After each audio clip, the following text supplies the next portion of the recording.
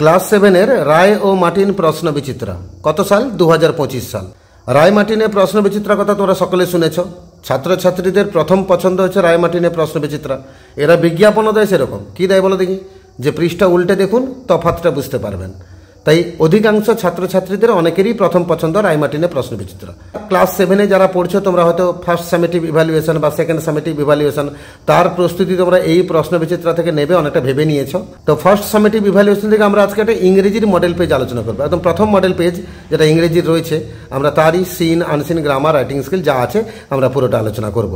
প্রথম যে স্কুলটা আছে 1 নম্বর স্কুলে রামকৃষ্ণ মিশন বিদ্যাভবন HS মিদনাপুর, এটা স্কুলের নাম। এটা রয়েছে পেজ নাম্বার 55। ফার্স্ট সামেটিভের যে মডেল পেজটা আছে পুরোটাই আলোচনা করব। একের দেখেছে রিড দ্য ফলোইং প্যাসেজ, একটা প্যাসেজ দিয়েছে, পড়তে হবে, পড়ে মানে বুঝতে হবে, মানে বুঝে নিচে কটা প্রশ্ন দেওয়া থাকবে তার উত্তর লিখতে হবে। But the great emperor Akbar did not have peace of mind, সে মহান সম্রাট আকবর, ওনার সেদিন মনে কোনো শান্তি ছিল না। এই লাইনগুলোর মানে আর বলবো না। কেন বলবো না? তোমরা সকলে পড়েছো, সহায়িকা বই থেকে পড়েছো বা টিউশন স্যার যার কাছে টিউশন পড়ছো ওই স্যারের কাছ থেকে বুঝে নিয়েছো বা স্কুলে পড়ানো হয়েছে। আমি লাইনগুলো মানে আর বলছি না, এটা আমাদের নেওয়া হয়েছে লেসন নাম্বার 2 দ্য রিডল, ওখান থেকে। তো সরাসরি তোমাদের জন্য প্রশ্ন উত্তরটাই আলোচনা করে দিচ্ছি। এর আগে অ্যান্সার দ্য ফলোইং কোশ্চেন্স, নিচে দুখানা প্রশ্ন দেওয়া আছে, দুটো প্রশ্নের উত্তর আমরা আলোচনা করে নেব। একের দাগে আছে when can a person appreciate beauty, কোনো একজন ব্যক্তি সৌন্দর্যকে প্রশংসা করতে পারবে না কখন? এখন তোমার যদি মন মেজাজ খারাপ থাকে, মনে যদি চিন্তা থাকে, মনে যদি টেনশন থাকে, মনে যদি শান্তি না থাকে, তাহলে তোমাকে ভালো জিনিস দিলেও খারাপ লাগবে, তাই না? তো এখানে আকবর একটা জায়গায় বলছেন ওনার মনে কিন্তু কোনো শান্তি ছিল না, তাই তিনি কোনো জিনিসের প্রশংসা করতে পারছিলেন না। বীরবল একটা জায়গায় জিজ্ঞেস করছেন যে আপনার এত সুন্দর বাগানে আপনি আছেন, তাও বাগানের সৌন্দর্যের প্রশংসা করছেন না কেন?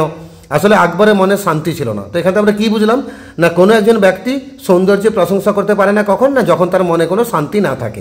আমরা লিখবো a person can appreciate beauty when he has a piece of mind, একজন ব্যক্তি সৌন্দর্যের প্রশংসা করতে পারে যখন তার মনে শান্তি থাকে। পিস মানে শান্তি।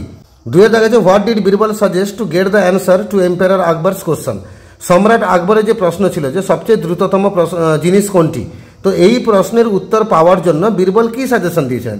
না বীরবল বলেছেন যে আপনি আপনার সভাসদের সমস্ত লোকেদেরকে ডাকুন, তাদেরকে জিজ্ঞেস করুন, ওরা যদি উত্তর দিয়ে দেয় তো ভালো, আর যদি ওরা উত্তর না দেয় তাহলে আমি আপনাকে উত্তর দেবো। তাহলে আমরা উত্তরে লিখবো Birbal suggested to call his courtiers first, Birbal suggestion দিয়েছিলেন প্রথমে তার সভাসদদেরকে ডাকতে।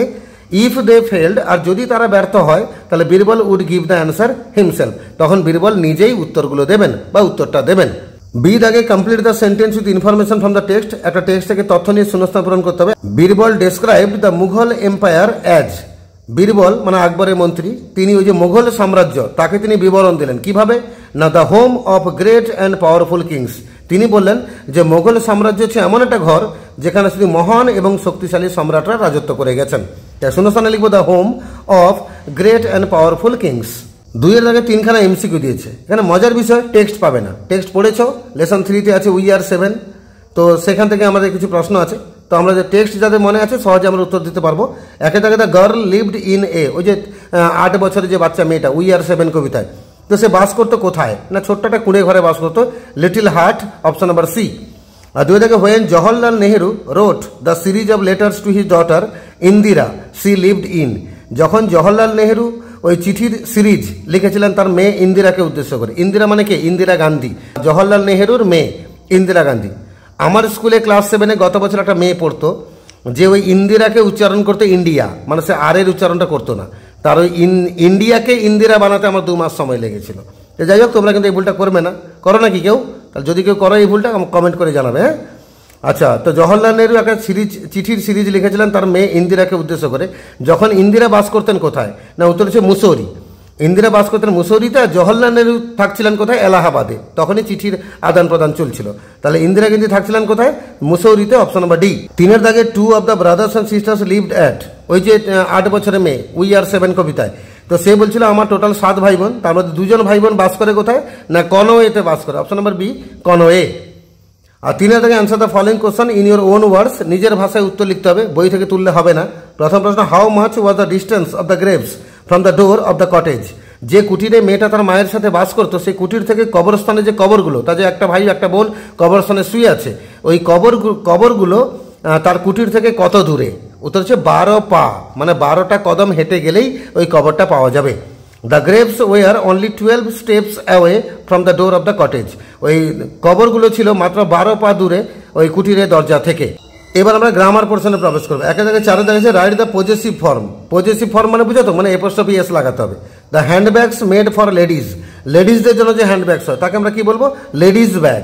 যেহেতু লেডিস এখানে বলেছে মানে অনেকগুলো মহিলার জন্য, তো আমরা উত্তর লিখবো LADIES, তারপরে বাইরে এপোস্ট্রফি দেবো। এই এপোস্ট্রফির পরে কিন্তু আর এস লাগানো দরকার নেই, কিন্তু এস এর বাইরে এপোস্ট্রফি হবে, এস এর ভেতরে হবে না, এটা মনে রাখবে। আর 2 থাকে বাস সার্ভিস ফর উইমেন, মানে মহিলাদের জন্য যে বাস সার্ভিস তাকে আমরা উইমেন্স বাস সার্ভিস বলবো, মানে মহিলাদের বাস পরিষেবা। আর 5 থাকে অ্যাবস্ট্রাক্ট নাউন করতে বলেছে রিয়াল। রিয়াল মানে আসল, প্রকৃত। তো রিয়ালের অ্যাবস্ট্রাক্ট নাউন হচ্ছে রিয়ালিটি, মানে বাস্তবতা। আর বোর মানে একঘেয়েমি হয়ে যাওয়া, এটা বোর, তার অ্যাবস্ট্রাক্ট নাউন হচ্ছে বোরডম। আর 6 থাকে ডু অ্যাজ ডাইরেক্টেড, দুখানা প্রশ্ন আছে, তা ব্র্যাকেটে ব্র্যাকেটে বলা আছে কি করতে হবে। প্রথম প্রশ্ন, he did not buy the books, সে বইগুলো কিনলো না। তো এখানে মেক ইট অ্যাফার্মেটিভ, হ্যাঁ বাচক করতে বলেছে। তো সে বইগুলো কিনলো না মানে কি, বইয়ের কেনাটাকে সে এড়িয়ে গেল। আমরা উত্তর লিখবো হি অ্যাভয়েডেড বাইং দ্য বুকস, মানে সে এড়িয়ে গেল বই কেনাটা। আর 2 থেকে please give me a glass of water, দয়া করে আমাকে 1 গ্লাস জল দিন। এখানে সাবজেক্ট কোনটা আর প্রেডিকেট কোনটা চিনতে বলেছে। তো দয়া করে আপনি আমাকে 1 গ্লাস জল দিন মানে কি, এখানে আপনি বা তুমি, এটা উজ্জ আছে, ইউটা এখন দেখা যাচ্ছে না, হিডেন মানে উজ্জ, তাহলে এখানে সাবজেক্ট হবে ইউ। ইউ যদিও বাক্যের মধ্যে দেখা যাচ্ছে না, তবু ইউটাকে সাবজেক্ট করতে হবে, যেহেতু বাক্যটা ইম্পারেটিভ সেন্টেন্সে আছে।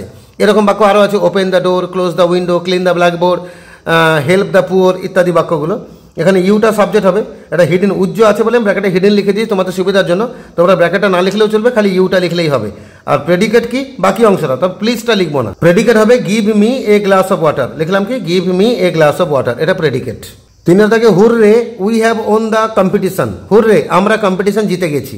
এখানে write the function of the sentence, এই বাক্যের কাজ কি না, এটা মানুষ যখন আনন্দ প্রকাশ করে, উচ্ছ্বাস প্রকাশ করে, তখন এই বাক্যটা বলা হয়। তো আমরা ফাংশনে লিখবো এক্সপ্রেসিং জয়, JOY, জয়, জয় মানে আনন্দ।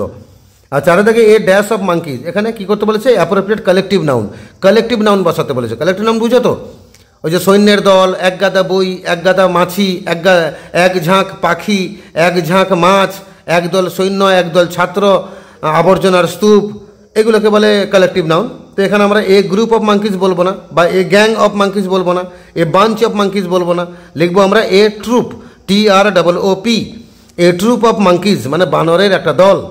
আর 5 থাকে হি ইজ অ্যান অ্যাডমিনিস্ট্রেটর, তিনি হন একজন প্রশাসক। এটাকে বাক্যটাকে আবার একবার লিখতে বলছে, রিরাইট দ্য সেন্টেন্স, মানে বাক্যটা আবার লেখো by changing the genders appropriately, মানে জেন্ডার চেঞ্জ করে লেখো, মানে হিটাকে সি করতে হবে আর প্রশাসকটাকে প্রশাসিকা করতে হবে।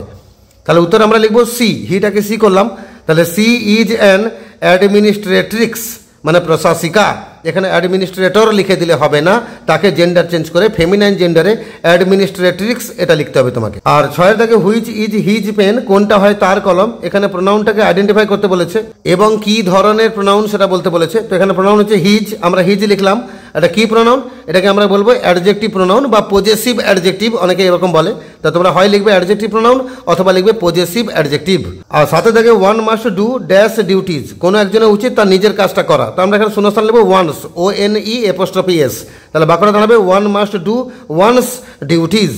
আর 8 থেকে very few fast bowlers are as good as Bumrah, এটাকে সুপারলেটিভ ডিগ্রি করতে বলেছে, মানে খুবই কম বোলার্স আছে যারা বুমরার মতো ভালো। তার মানে এখানে বলা হচ্ছে বুমরা একটা অন্যতম ভালো ফাস্ট বোলার। তাহলে Bumrah is one of the best fast bowlers, বোলারের সঙ্গে কিন্তু এস যোগ করতে হবে। তাহলে Bumrah is one of the best fast bowlers. এমনি করে মডেল কোশ্চেন পেপার 1 যে ইংরেজিটা ছিল তার আমরা সিন এবং গ্রামার সহজে আলোচনা করলাম। এরপরে মডেল 2, 3, 4 এগুলো আলোচনা হয়ে যাবে। রাইটিংয়ের কথা আমি এই ভিডিওতে ঢুকাচ্ছি না, রাইটিংয়ের আলাদা করে স্পেশাল ভিডিও হয়ে যাবে। তো অপেক্ষা করো, যারা নতুন আছে চ্যানেলটাকে সাবস্ক্রাইব করে রাখো, দেখবে তোমাদের বাকি মডেলগুলো ভিডিও রেগুলার ইন্টারভ্যালে আপলোড হতে থাকবে।